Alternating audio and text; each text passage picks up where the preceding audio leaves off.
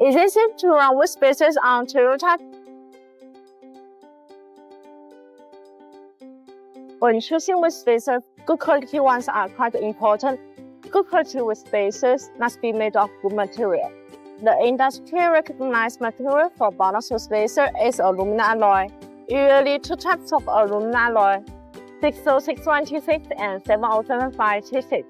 The forged aluminum alloy will have a denser structure and better performance than cast ones, mainly in terms of tensile strength, yield strength, and proof flow data.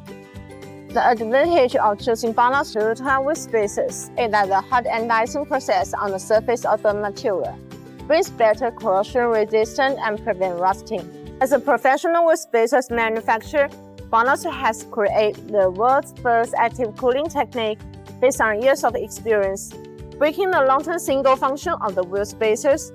Through the rotation of the wheel spacers, the external cold airflow takes away the internal heat, so as to achieve the purpose of active cooling, improve the brake efficiency, and reduce the risk of driving safety. Installing BONOSS forged active cooling with spacers can improve brake efficiency, maintain the brakes at normal temperature, and ensure your driving safety.